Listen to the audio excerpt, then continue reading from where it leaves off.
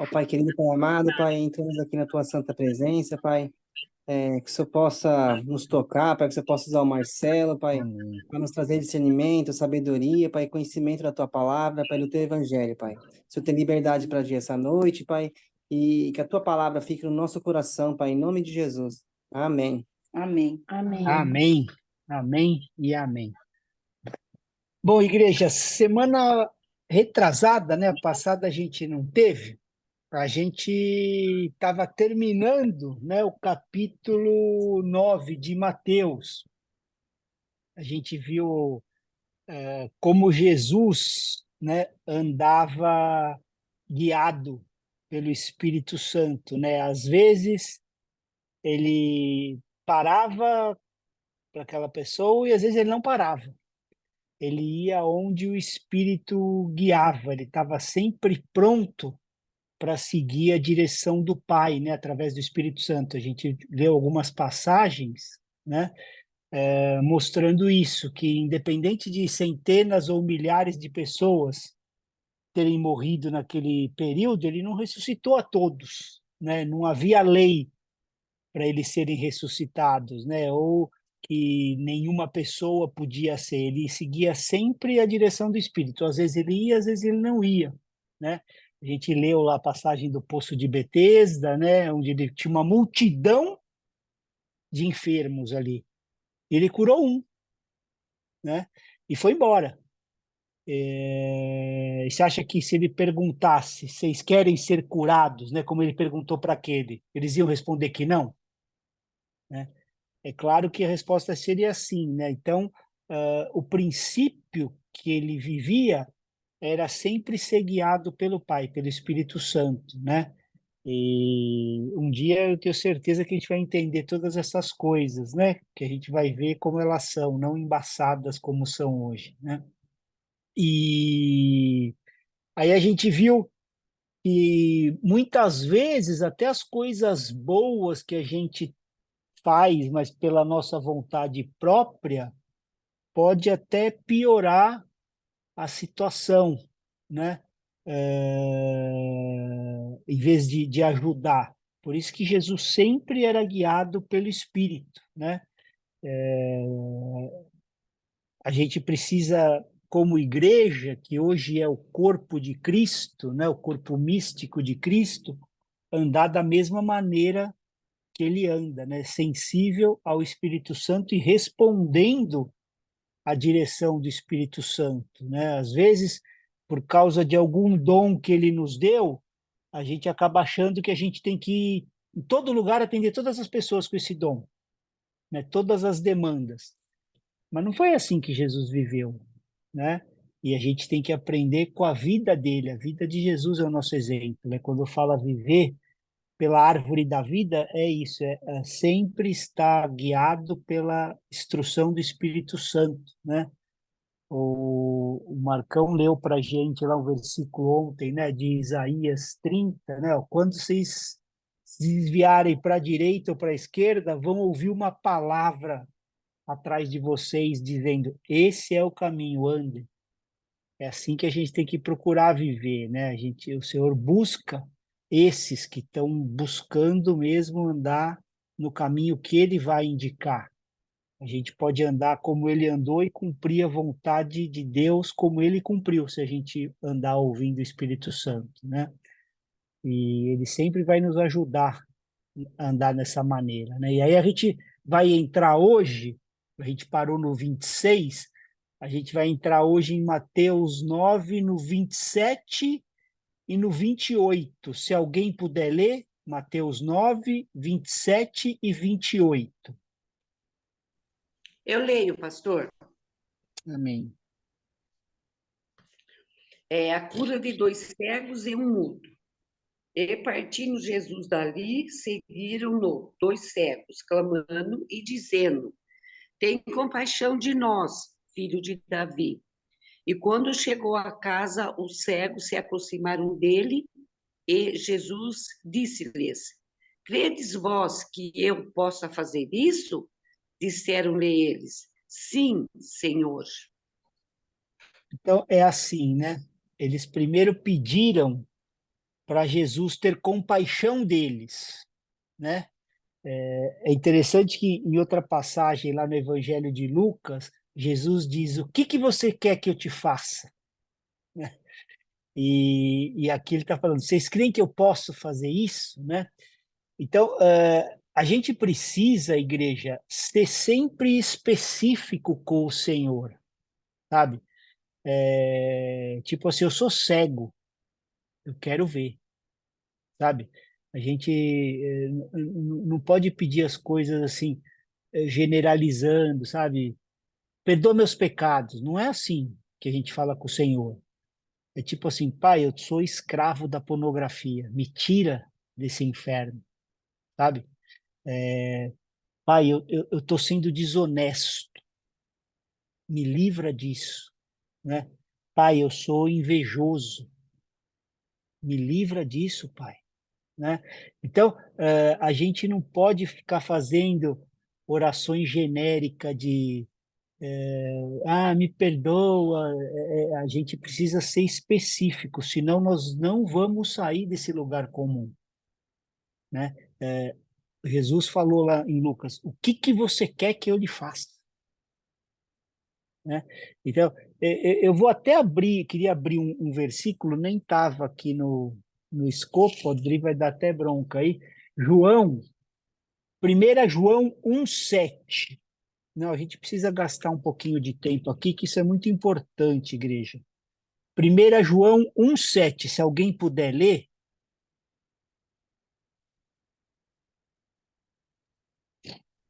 Eu leio, pastor, 1:7. Amém. 1,7.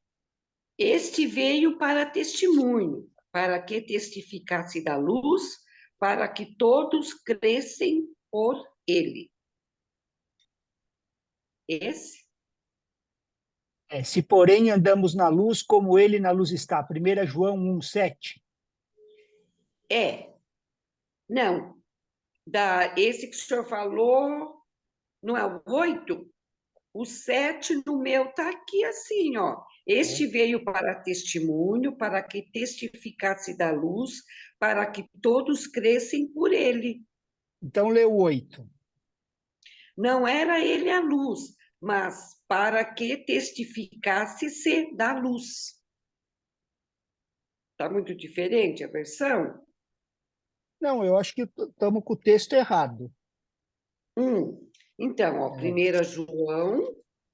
Não estou dizendo que você está errada, não, irmã. Estou dizendo que eu Não, botei, então, é a 1 referência João, errada. João. Ah, eu acho. É 1 João? É 1 João 1,7. Ah, eu fui no João. Não, não, primeira de Não, João. não no 1 João. Ah, então é lá no fim. Se alguém já É, abriu, Posso ler aqui então? 1 João pode. 1,7, ó. 1,7. Se, porém, andarmos na luz como ele está na luz, temos comunhão isso. uns com os outros e o sangue de Jesus, seu Filho, nos purifica de todo pecado. É isso? Então, eu abri esse parênteses no meio dessa aula, né, que eu estou falando que quando Jesus fala para a gente ser específico, né, o que você quer que eu lhe faça? Esse texto aqui, quando fala assim, né, o sangue de Jesus, seus filhos, nos purifica de todo o pecado, esse todo, a palavra é paz, a palavra original, e quer dizer individualmente, cada um por um.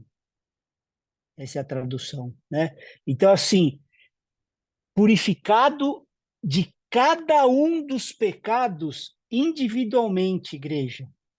Sabe? A gente precisa aplicar o sangue do pecado, o sangue sobre os nossos pecados, sobre cada um deles. E pecado tem nome, pecado tem endereço, pecado tem cheiro, né? Pecado é palpável e a gente precisa purificar de todo o pecado. Esse sangue só vai nos purificar se a gente entregar o sangue de Jesus sobre eles. Então a gente precisa ser específico. Se a gente continuar na prática do pecado, é porque o sangue ainda não foi aplicado naquela área, porque a gente está nessas orações de bonzinho, ai, perdoa meus pecados, sabe? A gente precisa ser específico. Esse texto nos ensina isso, né? Nos purifica de todo pecado, individualmente, um por um, né? Então, vamos voltar para o contexto, né? E aí eles responderam, né? Jesus perguntou, vocês creem que eu posso fazer isso? Né? E eles responderam, sim, senhor. Ou melhor, eles mostraram a fé deles, né? Para Jesus. E aí Jesus, no 29, toca nos olhos dele e diz que se faça com vocês conforme a fé que vocês têm, né? Então, não é conforme o desejo, o que a gente deseja ou o que ele deseja para nós, mas é de acordo com a nossa fé. Quanto que nós receberemos do Senhor? Não é de acordo com o que a gente quer, nem de acordo com o que Deus quer nos dar, mas é do quanto nós cremos que Ele pode fazer por nós. Isso é a verdadeira fé, né? É um princípio cristão. A gente não recebe o que a gente deseja e nem o que Deus deseja nos dar, né? Deus quer que do nosso interior, a palavra diz, fluam rios de água viva, não é? Lá em João 7 não fala? Que do nosso interior vai fluir rios de águas vivas, mas muitos vão receber só um copinho, porque é o que ele crê, é conforme a fé. Então, não tem a ver com o nosso desejo, eu posso até desejar que fluam rios de águas vivas de mim, mas se eu não tenho fé para isso, eu vou receber a quantidade da minha fé. Não tem a ver com a nossa habilidade, tem a ver com o quanto verdadeiramente a gente crê nisso, né? Esse princípio, igreja, aparece diversas vezes na palavra, né? De acordo com a sua fé. Então, assim, a gente pega um versículo, né? Bem conhecido lá de Filipenses 4:4, alegre-se sempre no Senhor. Aí ele repete, outra vez digo, alegrem-se sempre, né? Então, alegre-se sempre no Senhor. O que quer dizer sempre? É 24/7, igreja, né? Então, assim, a gente crê que ele pode levar a gente, estou trazendo para a gente, né, esses ensinos, assim, a gente crê que Deus pode levar a gente a um padrão de vida aonde é possível a gente se alegrar sempre no Senhor? Porque, assim, se a gente não crê verdadeiramente, para nós não vai acontecer. Se a gente crê 10%, você vai se alegrar 10% no Senhor, 20%, mas não os 100%.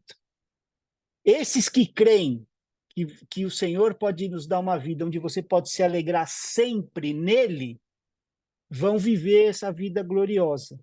Aqui na Terra, não estou falando do porvir, não, né? É assim, não vou ficar desencorajado com a situação econômica, com a situação política, não vão ser abalados, vão regozijar sempre no Senhor, apenas porque eles creram que o Senhor pode fazer isso, que não depende da gente. É o Senhor, é uma promessa, né? E muitas promessas da palavra de Deus, os cristãos não recebem porque eles não creem que elas podem verdadeiramente ser cumpridas. A gente lê, passa no nosso intelecto, mas a gente não crê. E, de novo, igreja, não se trata de habilidade para a gente cumprir a promessa. Não é isso, não tem nada a ver com isso. É fé para crer que Deus vai cumprir em nós. Vocês estão entendendo? Não é na nossa força, não é assim, não, eu tenho que me esforçar. Não é isso. Aí a gente não entendeu. É a fé que Deus pode cumprir nas nossas vidas, né? Essa é a base da fé e é também a grande diferença, né, que Jesus veio trazer, dessa diferença entre a lei e a graça. Por quê? Na lei, a gente abre lá Êxodo, né? Êxodo 20, aí tá as leis lá, não tem outros deuses diante de mim, né? No verso 3, no verso 4, não faça para você imagem de escultura, nem semelhança alguma que tem no céu, nem debaixo da terra, aquelas coisas todas. Não tome o nome do Senhor, seu Deus, em vão. Lembre-se de guardar o sábado, né, de santificar. Então, um resumo é assim, o que fazer e o que não fazer, não é? Todos os mandamentos são assim. Ó, isso aqui você pode fazer, isso aqui você não pode fazer. Né? Se você for ler lá Êxodo, você vai ver que é isso aí. Ó, aqui sim, aqui não, não vai fazer, aqui você vai fazer. Então, Israel tentou por séculos manter os mandamentos, mas falhou. E não tinha como, né, não falhar, porque olha o que Tiago diz, lá em Tiago 2,10. Se alguém puder abrir e ler para a gente.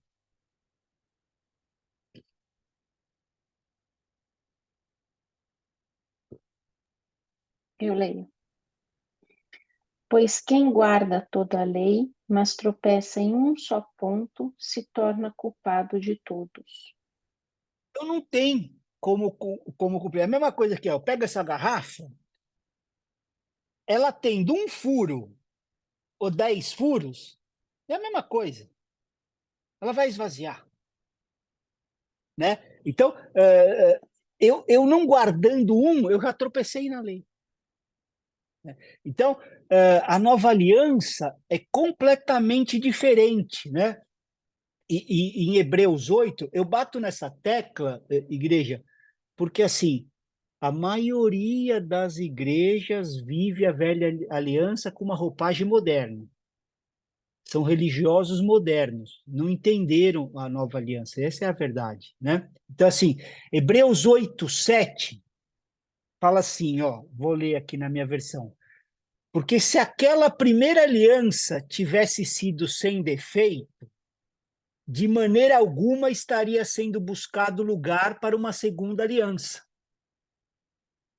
Né? E se a gente descer um pouquinho no texto e for lá para o verso 13, ele fala assim, ó, quando ele diz nova aliança, torna antiquada a primeira. Ora, aquilo que se torna antiquado e envelhecido está prestes a desaparecer. Então, ele está dizendo que a primeira aliança é obsoleta. Né?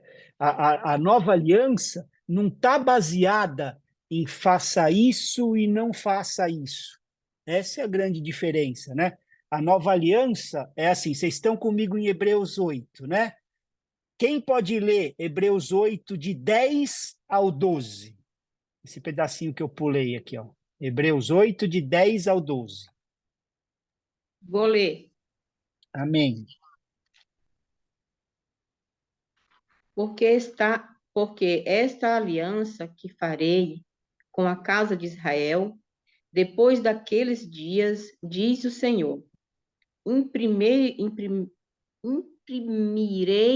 as minhas leis na mente deles e as escreverei sobre o seu coração. E eu serei o seu Deus, e eles serão o meu povo. E não ensinará jamais cada um ao seu próximo, nem cada um ao seu irmão, dizendo: Conheça o Senhor, porque todos me conhecerão, desde o menor até o maior deles, pois para com as suas iniquidades usarei de misericórdia, e dos seus pecados jamais me lembrarei. Então, olha aqui, igreja, a grande diferença da antiga e da nova. Lembra que a gente leu lá em Êxodo na antiga? Faça, não faça, faça, não faça. É tudo para nós, né? Sim. Olha essa aliança aqui, que a Licinha leu, no verso 10. Farei. É Deus falando, né? Porque essa aliança que farei, inscreverei, serei, usarei, me lembrarei. Todas essas coisas o Senhor disse que faria. Não é mais conosco, é com Ele. É com Ele, né? Todas essas coisas. A nova aliança, ela já tinha sido profetizada lá em Ezequiel, no capítulo 36, né? Vamos abrir Ezequiel 36, 25. Ezequiel 36, 25, né? O Senhor está falando assim, ó, então eu, né? É ele que está dizendo, aspergirei água pura sobre vocês e vocês ficarão purificados. Então ele está falando da limpeza do pecado, ele está profetizando ali, né? Ele continua, eu os purificarei de todas as suas impurezas e de todos os seus ídolos. E no 26, continuando a profecia, eu lhes darei um coração novo e porei dentro de vocês um espírito novo. Tirarei de vocês o coração de pedra e lhes darei um coração de carne. E no 27, porei dentro de vocês o meu espírito e farei com que andes nos meus estatutos, guardem e observem meus juízos. Então, Deus disse que faria todas essas coisas.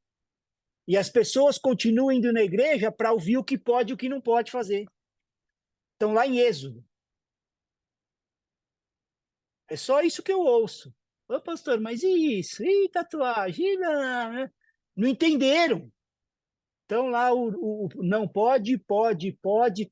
E, de novo, igreja, eu não estou dizendo que os mandamentos são ruins, não é nada disso. Mas é assim, vou dar um exemplo. Imagina os eletrodomésticos da sua casa, né? Então, a geladeira, micro-ondas, máquina de lavar, né? Todas as coisas que tem lá. Tudo isso aí é muito útil para nós, não é? Se a gente comparar com um lugar que não tem nada disso. Então, você vê lá na sua casa todas essas coisas, né? Micro-ondas, geladeira, fogão, e aí você compara com uma casa que não tem nada disso. Mas se você não tiver energia, você está igual àquela casa que não tem nenhum equipamento. Então, assim, se manter os mandamentos, mas não ter o Espírito Santo, a gente está desse jeito. Iguais àqueles que nem guardam os mandamentos, que estão na lei. Mesmo jeito. Então, assim, o maior presente da nova aliança é o Espírito Santo, não são os equipamentos modernos, né? É o Espírito Santo. Se a gente não entender isso, a gente vai continuar vivendo na antiga aliança. A gente não entendeu a nova. Vocês entendem por que o diabo faz tanta controvérsia sobre o Espírito Santo na igreja, irmãos? É o ministério que é mais atacado, né? Nessa área dos dons do Espírito Santo, é onde há mais confusão no meio da igreja. Pode reparar. Nenhum outro ministério tem tanta falsificação ou imitação.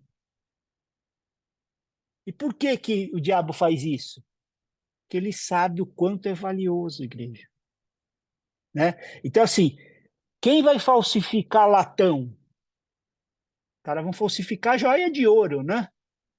Quem que vai falsificar nota de 2? Vão falsificar de 100, de 200. Então, quando você vê muita falsificação por aí, pode ter certeza que o original vale muito. Então, assim, como que a gente vai, né, igreja, distinguir o falso do verdadeiro? Se você receber uma nota e achar que ela é falsa, você vai lá no Banco Central, imediatamente eles te falam. Né? Imediatamente, ó, é isso aqui. Pode ser quase a perfeição, eles vão lá, ó. Por quê? Porque você foi direto na fonte. Agora, se você vê alguma manifestação dita como do Espírito, aonde é que você tem que ir? Para as Escrituras.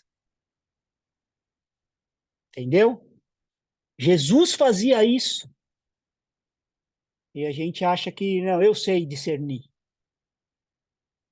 Jesus fazia isso. Veja o que Jesus fazia, né? Veja o que Jesus ensinava. Esse módulo fala disso, né? O que ele fazia, o que ele ensinava.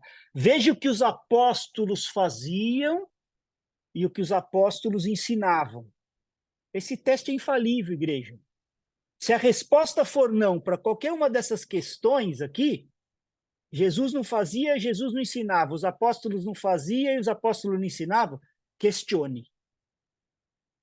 Porque é questionável. Se não passar nesse teste, eu garanto para vocês que vai ser decepção.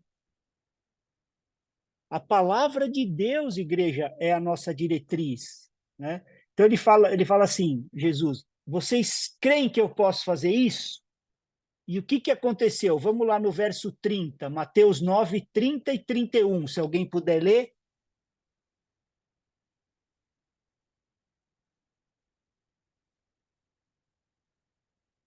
Eu leio, pastor, 30 a 31. E os olhos se lhe abriram, e Jesus ameaçou-os, dizendo: olhai que ninguém o saiba. Mas, tendo eles saído, divulgaram a sua fama por toda aquela terra. Na minha ainda fala assim, tenha cuidado para que ninguém fique sabendo disso, né? Jesus foi bem enfático para guardar em sigilo, né? E como que estão os ministérios de cura hoje? É. É só a mídia, né? Tudo midiático. Vamos botar os holofotes, fazem o oposto do que Jesus fazia. E como chama aquilo que faz o contrário do que Jesus fazia ou aquilo que se opõe à palavra de Deus? Não precisa falar não, né? Mas é isso mesmo. Ministérios Então, que trabalham já na agenda do inimigo. pastor, então Oi. assim, né? Porque na realidade, Jesus veio para salvar, né? Quer dizer, Exatamente. milagres, essas coisas, não era tão importante, não que não seja, mas assim, o propósito mesmo é a salvação, a vida eterna, porque morrer todos vão. Então, os sinais era um atestado do pai para o ministério do filho. Não é o fim por si só, né? Então, assim, na verdade, os verdadeiros ministérios de cura, eles continuam sendo feitos no desconhecido, sabe? Não é pelos grandes nomes, essas papagaiadas tudo. É claro que Jesus continua curando hoje, igreja, não é isso. Mas não é usando os famosos da cura, sabe? Ele continua ali de casa em casa com os desconhecidos, né? Assim como o próprio Jesus fazia, não procurando fama de homem, nem honra de homem, sabe? E aí no 32 ao 34, quem pode continuar lendo para nós?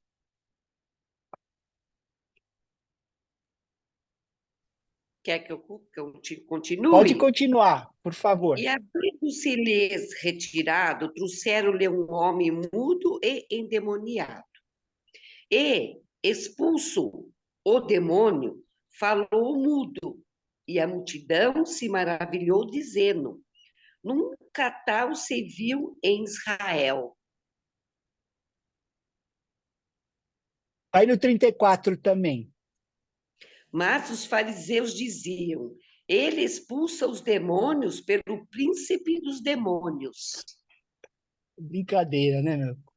A turma, o cara termina, né, expulsando aí o demônio expulso, e os caras, tá expulsando pelo poder do príncipe dos demônios. Então, assim, a mesma coisa acontece, né, a gente voltando um pouco lá nessa exposição, com o endemoniado, é uma palavra. Não é aquele carnaval lá e pega o laço de não sei o quê, pega a corda ungida, pega o óleo santo, aquela aberração, sabe?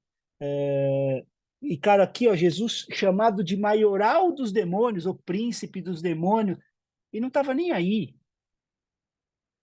Ele não buscava honra de homens, ele vivia perante o Pai. Ele sabia quem ele era perante o Pai, não era aquilo, não importava aquilo, né? Tanto boa como má, ele não andava por aquilo, sabe? Ele sabia quem ele era diante de Deus, né?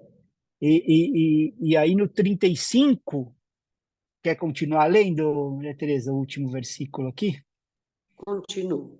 E percorria Jesus todas as cidades e aldeias, ensinando nas sinagogas deles, e pregando o evangelho do reino, e curando todas as enfermidades e moléstias entre o povo.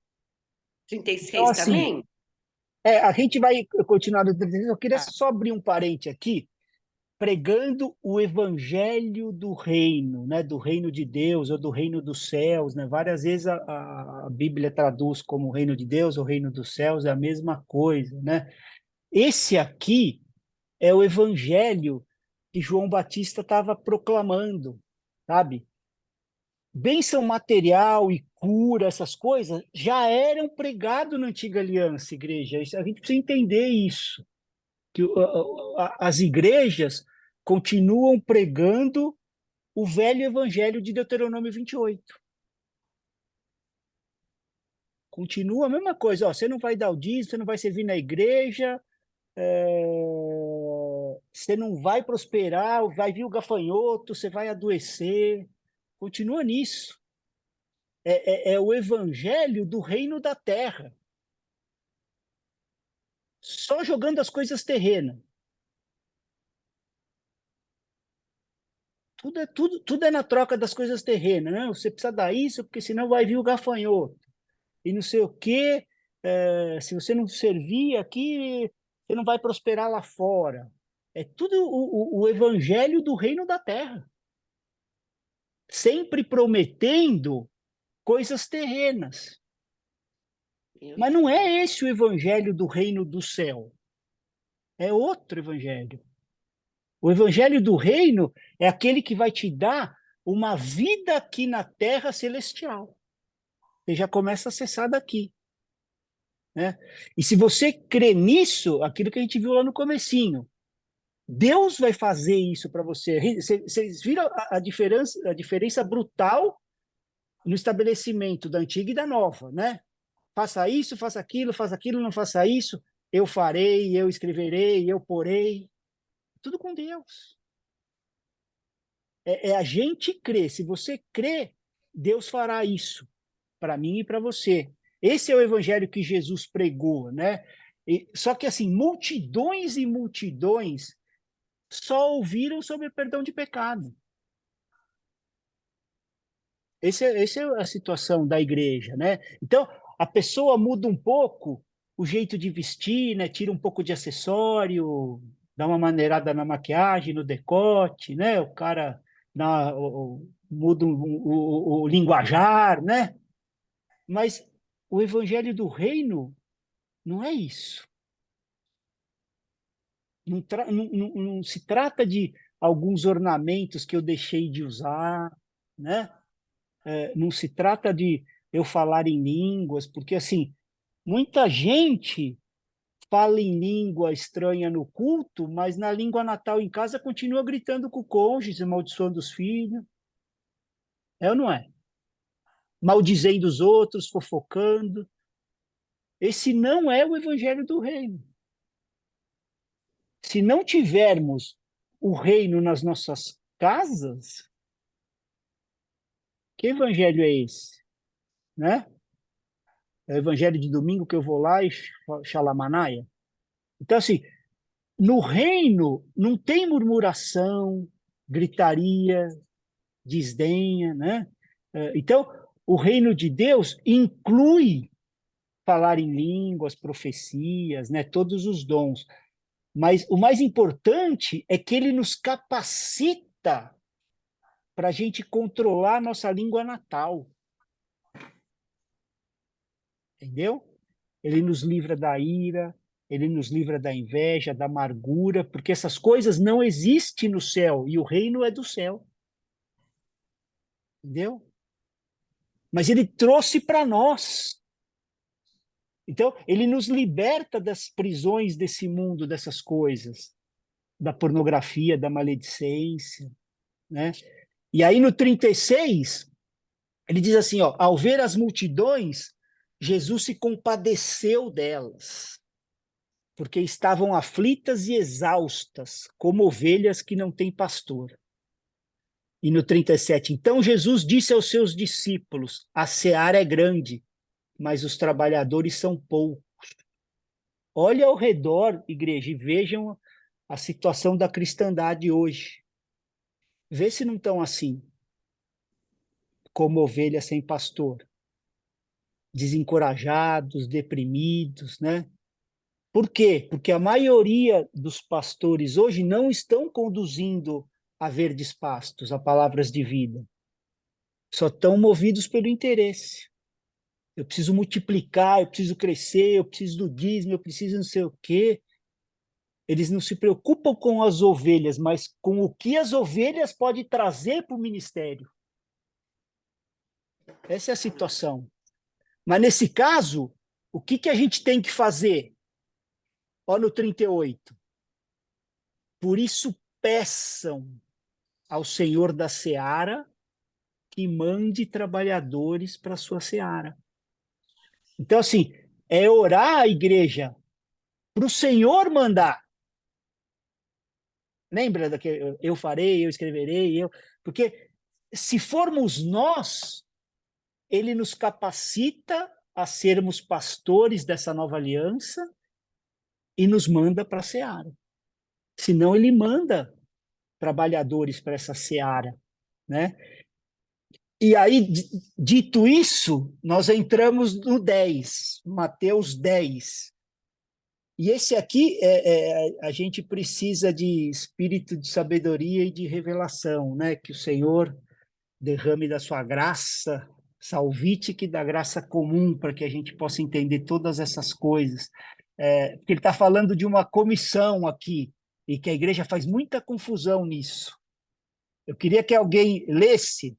Primeiro, até o verso 4, ele está chamando, né, nomeando os 12.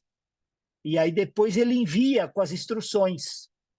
Eu queria que alguém lesse Mateus 10, de 1 até o 15, que é a Eu vou comissão ler. que ele deu para os seus discípulos. Amém. Vamos lá. Chamando seus 12 discípulos, deu-lhes autoridade para expulsar espíritos imundos e curar todas as doenças e enfermidades.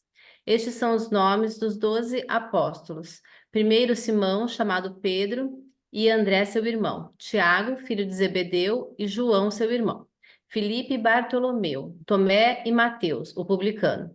Tiago, filho de Alfeu e Tadeu. Simão, o zelote, e Judas Iscariotes, que o traiu. Jesus enviou os 12 com as seguintes instruções: não se dirijam aos gentios, nem entrem em cidade alguma dos samaritanos. Antes, dirijam-se às ovelhas perdidas de Israel. Por onde forem, preguem esta mensagem: o reino dos céus está próximo. Curem os enfermos, ressuscitem os mortos, purifiquem os leprosos, expulsem os demônios. Vocês receberão de graça, deem também de graça. Não levem nem ouro, nem prata, nem cobre em seus cintos. Não levem nem um saco de viagem, nem túnica extra, nem sandálias, nem bordão, pois o trabalhador é digno do seu sustento. Na cidade ou povoado em que entrarem, procurem alguém digno de recebê-los e fiquem em sua casa até partirem. Ao entrarem na casa, saúdem-na. Se a casa for digna, que a paz de vocês repouse sobre ela. Se não for, que a paz retorne para vocês. Se alguém não os receber nem ouvir suas palavras, sacudam a poeira dos pés quando saírem daquela casa ou cidade. Eu digo a verdade, no dia do juízo haverá menor rigor para Sodoma e Gomorra do que para aquela cidade. Leu Misericórdia. Tá bom 16? aí, Fabi. Não, só até aí. Tá. Essa comissão é válida para nós ainda hoje? Ou essa comissão que o Senhor deu aos discípulos era temporária até que a nova aliança fosse estabelecida? A gente precisa entender isso, igreja. Por isso que eu falo, a gente tem que ler as nossas Bíblias devagar, meditando assim, esperando do Espírito, né? É muito importante a gente responder corretamente essa pergunta, porque muita gente lê essa passagem e quer aplicar no Evangelho ainda hoje. Mas se a gente lê atentamente, vai ver que foi para algumas pessoas selecionadas. O verso 5, então a gente não deve falar com gentil, só com os perdidos de Israel? Então não vou falar. Então, a gente pode extrair alguns versículos e fazer essa comissão para hoje? Quando ele fala, não leva ouro, nem prata, nem cobre, nem sacola, nem túnica. A gente precisa entender, igreja, que na última ceia, Jesus mudou isso. Vamos abrir Lucas 22, 35?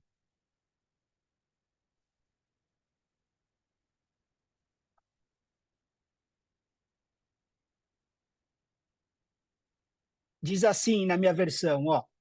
A seguir, Jesus perguntou aos discípulos: quando eu os enviei sem bolsa, sem sacola e sem sandálias, por acaso faltou-lhes alguma coisa? Ele estava se referindo a Mateus 10, né? Eles responderam: não, não faltou nada. Então Jesus disse, olha lá, agora, porém, Jesus ia morrer na manhã seguinte. Em alguns dias depois, ele ia enviar o Espírito Santo. Quem tem bolsa, pegue-a. E faça o mesmo com a sacola. O que não tem espada, venda a sua capa e compre uma. Tipo assim, estejam preparados para se defender. Aí no 37, pois eu lhes digo que é preciso que se cumpra em mim o que está escrito. Ele foi contado com os malfeitores, pois o que a mim se refere está sendo cumprido. Então lhe disseram, Senhor, aqui estão 2 espadas. Jesus respondeu, basta. Porque assim, lembra de Pedro?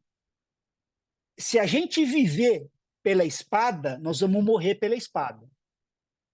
Aqui o ponto que Jesus está falando é a nossa defesa. Para o cristão, a arma é sempre um elemento de defesa. Então, ele tá estipulando aqui um princípio que a gente deve se defender quando atacado. Ok? No nosso caso, a arma é sempre para defesa, nunca para ataque. Entendeu? Se alguém vier atentar aqui contra a minha casa, contra a minha família, eu não tenho o menor receio, vai tomar chumbo. E para a glória de Deus. Agora, eu não vou depois atrás me vingar. Entendeu? No caso, a violência é em amor aos que eu amo, não em ódio aos que me atacam. Então, no cristão, é isso que ele está falando, né? Quando Pedro tirou a espada lá para atacar o soldado lá, Malco, né? Cortou a orelha lá, Jesus disse para ele guardar imediatamente. Porque a gente não é chamado para atacar, mas a gente deve se defender dos ataques, né? E muitos cristãos não entendem isso, ok? Eles não entendem, eles continuam pregando Mateus 10, mas aquela instrução era temporária. Agora, porém, lhes digo, né? No 7, ele fala assim, ó, pelo caminho preguem que está próximo o reino dos céus. Lembra naquela Mateus 10? Pelo caminho preguem que está próximo. Mas o reino de Deus para nós não está mais próximo, ele já veio em Pentecostes. Entendeu? Então é essa a nossa comissão. A gente pode já ter uma vida celestial agora, pelo Espírito de Deus, a gente já pode ter essa vida aqui na Terra. Então, esse texto de Mateus 10, ele cumpriu um propósito num período específico. E Jesus falava algumas coisas que eram para período específico. Ó, vai lá mostrar o leproso e se mostrar para o sacerdote. Hoje tem que fazer isso? Até mesmo quando falou dos dízimos para os fariseus, né? Essas coisas todas foram extintas no dia de Pentecostes. Sempre na Bíblia, igreja, a gente tem que entender o princípio. Está escrito, também está escrito. Lembra Satanás lá para Jesus? Está escrito. O que Jesus respondeu? Também está escrito. Então a gente precisa entender esse princípio. Todo o conselho de Deus é a soma da palavra que é a verdade, né? Por isso que tem, quando você vê alguma coisa está escrito, também está escrito. Tem outra escritura para basear aquilo, né? Comparar escritura com escritura, né? Todo o conselho de Deus. É assim que a gente vai entender a plenitude da palavra, né? Nesse princípio, Jesus disse assim, ó, no 12, ao entrarem na casa, saúdem-na, que a casa for digna de paz de vocês, for digna, que a paz de vocês venha sobre ela. Se não for digna, a paz voltará para vocês. Como a gente vai saber que a casa é digna? Aí a gente vai lá para Lucas 10, versos 6 e 7. Quem pode ler?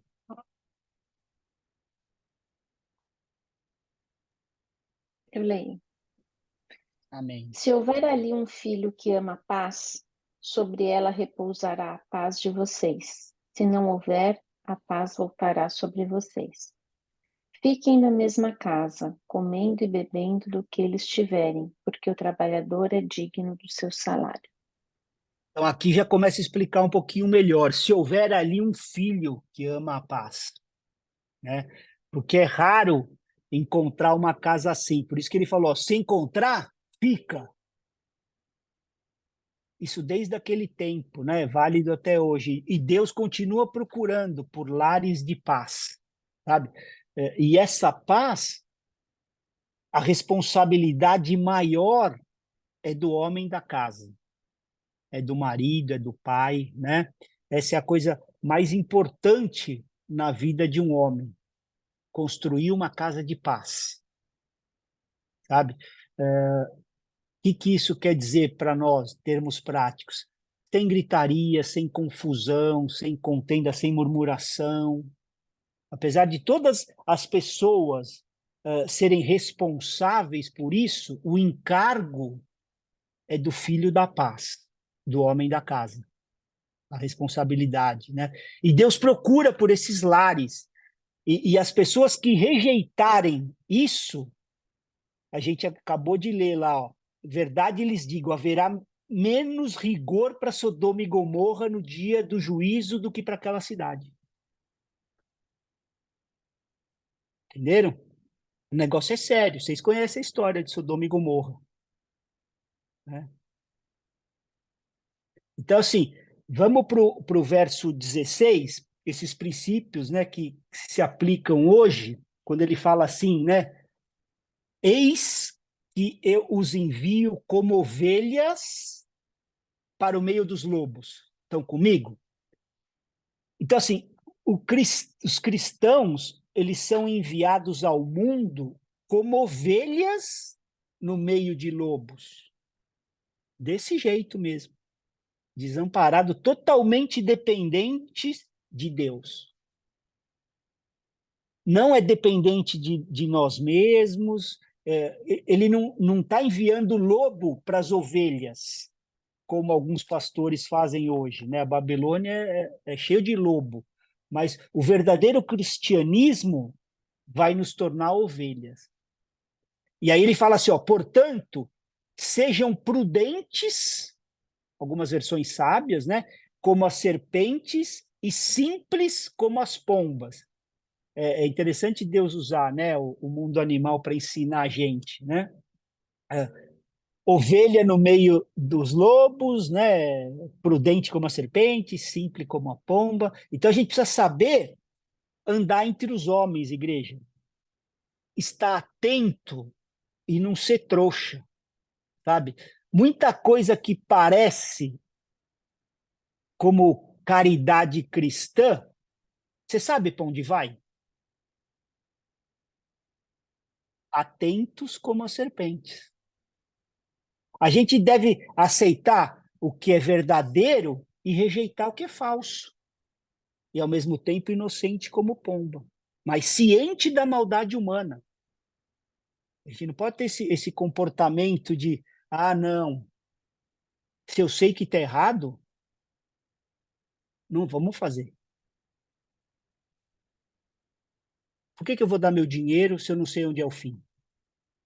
Porque eu vou infantilizar as pessoas ou eu vou emancipar? Se você está num lugar onde você não confia, você já começa daí, você não deveria estar lá. É ou não é? Né? Então, assim, o Senhor disse que nós teríamos perseguições, que nós seríamos levados aos tribunais e que a gente estaria à frente, né, às autoridades, e que isso aconteceria em nosso meio, não é entre os gentios. Lembra lá no verso 5? Não tome o caminho dos gentios? E tem que ter o contexto aqui, né? Então, assim, tenham cuidado com os homens, estou no 17, tá, igreja? Porque eles os entregarão aos tribunais e os açoitarão nas suas sinagogas. Por minha causa, vocês serão levados à presença de governadores e de reis para lhes servir de testemunhos, a eles e aos gentios. Então, assim, nós vemos algumas pessoas sendo protegidas, né, de maneira sobrenatural nas escrituras, Elias, Eliseu, naquele exército celestial, próprio Daniel lá com os 3 amigos, né? Mas a gente também, outras vezes, viu que não. A gente viu o sacerdote Zacarias sendo morto apedrejado, porque ele repreendeu o povo que estava se afastando dos mandamentos do Senhor. Né? Nós já estouramos? Ainda não? Não, acho que ainda dá mais um pouquinho aqui. No 19, e quando entregarem vocês, não se preocupem quanto a como ou quão o que irão falar, porque naquela hora lhe será concedidos o que vocês dirão. É interessante que muita gente usa essa escritura para argumentar que não precisa preparar o sermão. Mas não é esse o contexto, igreja, né? A gente nunca deveria subir num púlpito sem preparar, né, o que vai falar, ou se a gente não tiver buscando viver ou já vivendo o que está pregando. A gente nunca deveria subir, né? E a melhor preparação é a vida na presença do Senhor, né? Estar familiarizado com a palavra de Deus que a gente vai pregar. Então, quando a gente é novo na fé, a gente precisa de mais preparo, né? Mas com o tempo a gente vai discernindo as coisas da palavra de Deus e fica fácil de entender e de ver os textos fora de contexto, os versículos fora de contextos que são pregados, né? Então, nesse texto, ele está falando assim de novos crentes que, quando levados aos tribunais por causa da fé, né, nesse momento o Espírito Santo vai trazer as palavras certas, né? Esse é o contexto, né, desse versículo. Aí no 20 ele fala assim: afinal, não são vocês que estão falando, mas o Espírito do Pai de vocês é que fala por meio de vocês. Para a gente terminar, eu queria gastar uns segundinhos aqui, porque, assim, espírito maligno, igreja, possui as pessoas e falam através delas, ok? O Espírito Santo também pode falar através de nós, mas nunca vai nos possuir. É uma diferença gigantesca, né? Os espíritos malignos que falam através das pessoas possuídas, né, pelos demônios, essas pessoas perdem o controle da língua. O espírito é que controla o que ela vai falar. A pessoa não controla, é o espírito maligno que faz ela falar, né? Por isso que a gente chama de possessão demoníaca, né? Uma possessão. A pessoa ela é totalmente possuída. Mas quando é o Espírito Santo, nós não somos possuídos, nós somos cheios. Diferente, né? Entre ser possuído e estar cheio do Espírito, né? E os demônios, eles nunca enchem a pessoa, eles possuem as pessoas, né? E o Espírito Santo nunca possui as pessoas. Ele só enche as pessoas, ele sempre vai nos dar liberdade. Ele não vai falar pela nossa boca como os demônios fazem com as pessoas possuídas, né? Ele vai nos instruir e nos inspirar, mas a gente é que vai usar a nossa língua. Até o falar em línguas, né? Pois em nenhum lugar na Bíblia diz que o Espírito Santo fala em línguas. Somos nós que falamos, né? Em Atos 2:4, quem pode ler?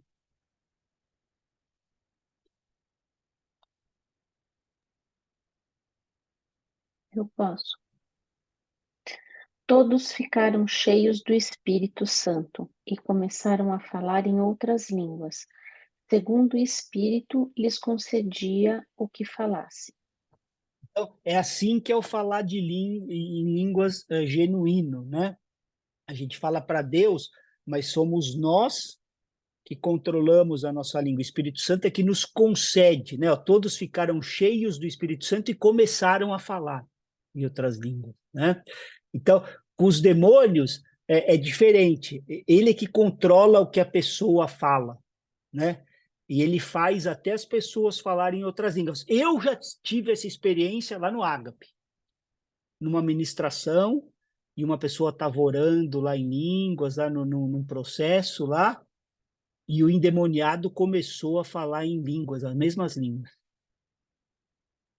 Até sair, né? Mas isso é outra coisa, né? Porque eles também têm poderes sobrenaturais, né? A diferença é que quando um demônio faz a pessoa falar em outras línguas ou língua estranha, a pessoa não tem o controle do que está falando.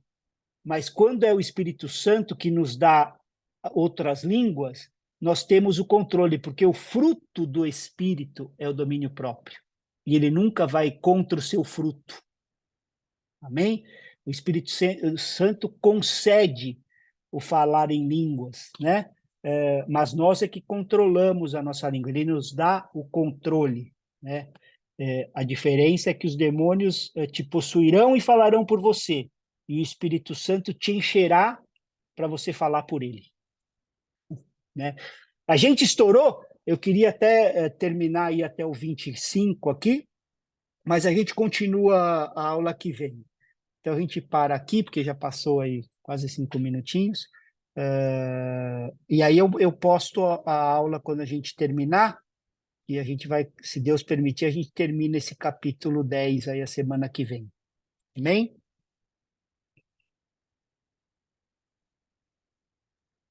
Amém, pastor.